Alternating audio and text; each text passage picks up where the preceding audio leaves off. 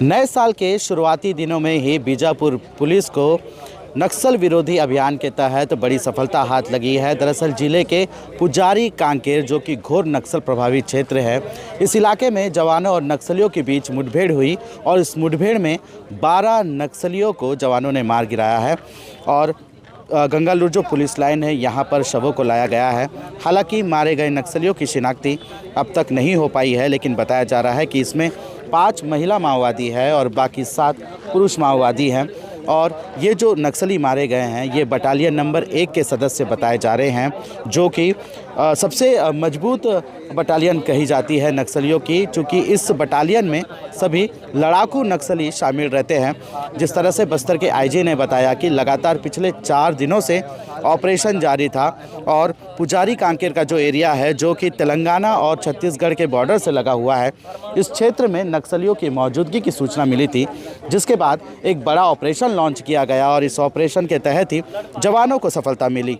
इस ऑपरेशन में डीआरजी के करीब 1200 जवान थे और इसके अलावा कोबरा के करीब 6 बटालियन के जवान थे। कुल मिलाकर 2000 से अधिक जवानों को इस इलाके में भेजा गया था और उसके बाद इन जवानों ने सर्च ऑपरेशन चलाया और सर्च ऑपरेशन के बाद गुरुवार की सुबह 9 बजे से मुठभेड़ नक्सलियों से शुरू हुई और यह रात तक चली। और इसके बाद जब सर्चिंग किया गया, इलाके में जवानों ने सर्चिंग अभियान चलाया, तो घटनास्थल से 12 नक्सलियों के शव बरामद हुए। इसके अलावा जो नक्सलियों के हथियार बरामद हुए, ये मैं आपको दिखाता हूं कि किस तरह से एक कैंप में, जो अस्थाई कैंप था नक्सलियों का, इसमें जवानों ने धावा बोला और नक्सलियों का दैनिक सामान, इसके अलावा विस्फोटक सामान, और ये देख सकते हैं आप कि ये टिफ़िन बम भी जवानों ने बरामद किया है। बड़ी संख्या में वॉकी टॉकी, इसके अलावा जो बीजीएल है और जिंदा बीजीएल है, इसे भी जवानों ने घटनास्थल से बरामद किया है। और इस मुठभेड़ में सबसे बड़ी बात यह है कि ये पहली बार हुआ है जब नक्सलियों से जो रॉकेट लॉन्चर है ये बरामद किया गया है। ये जो रॉकेट लॉन्चर ये पहली बार इस मुठभेड़ में बरामद हुआ है और ये पूरी तरह से नक्सलियों द्वारा बनाया गया है।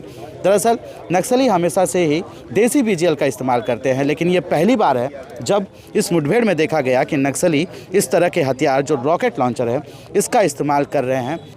पिछले 2 सालों से जिस तरह से डीआरजी के जवान लगातार नक्सल इलाकों में दबिश दे रहे हैं और नक्सलियों के अस्थाई कैंप को ध्वस्त कर रहे हैं, इसी का नतीजा है कि नक्सल पिछले कुछ सालों से लगातार बैकफुट पर है और यही वजह है कि अब जवान नक्सलियों के मांग में घुस रहे हैं और बाकायदा उनको मुठभेड़ में मार गिरा रहे हैं। कहीं ना कहीं ये बहुत बड़ी उपलब्धि है जिस तरह से जो रॉकेट लॉन्चर जवानों ने बरामद किया है। इसके अलावा देखिए कि नक्सली किस तरह से मेडिकल जो किट है इसका इस्तेमाल करते हैं। इसमें जो दवाइयाँ हैं, हमेशा से देखा गया है कि ये सूचना मिलती है कि शहरी नेटवर्क जो काफ़ी मजबूत है नक्सलियों का, जो इनके तक रसद पहुंचाती है, इसके अलावा इस तरह के जो मेडिसिन पहुंचाती है। लेकिन धीरे धीरे जवान जिस तरह से, और ख़ास करके जो बस्तर पुलिस है, वो लगातार नक्सलियों से मुठभेड़ में इस तरह के सामान बरामद कर रही है। इसके अलावा शहरी नेटवर्क को तोड़ पाने में भी काफ़ी उपलब्धि हासिल हुई है। और ये देख सकते हैं कि ये वॉकी टॉकी सेट है, जो हमेशा ये देखा गया है कि जो नक्सली है वो जवानों से जब मुठभेड़ के दौरान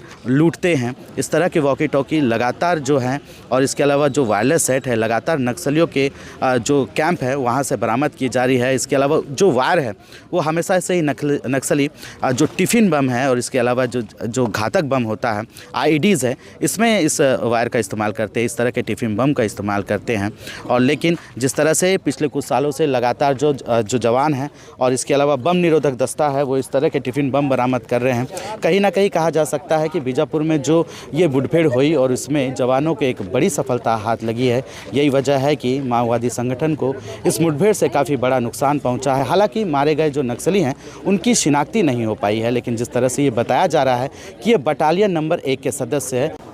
थाना पामेर उसूर के सरहदी क्षेत्र में नक्सल की उपस्थिति का सूचना पर जो हमारा संयुक्त सुरक्षा बल जो रवाना हुए थे, जिसमें DRG Bijapur, DRG Sukma, DRG Dantewada, STF और कोबरा यूनिट्स का और सीआरपीएफ यूनिट्स का बल शामिल रहा। मुठभेड़ के जिस अभियान के दौरान रात 9 बजे से अनेक बार सुरक्षा बल एवं माओवादियों के बीच में मुठभेड़ हुई। मुठभेड़ के उपरांत इलाका का सर्चिंग के दौरान 5 महिला माओवादी सहित कुल 7 माओवादियों का डेड बॉडी बरामद की गए थे। प्रथम दृष्टिया से ये जो पीएलजी बटालियन नंबर 1 और सीआरसी कंपनी और अन्य पीएलजी फॉर्मेशन का माओवादी कैडर का होने का संभावना है, जिसका भी शिनाख्ती कार्रवाई की जा रही है।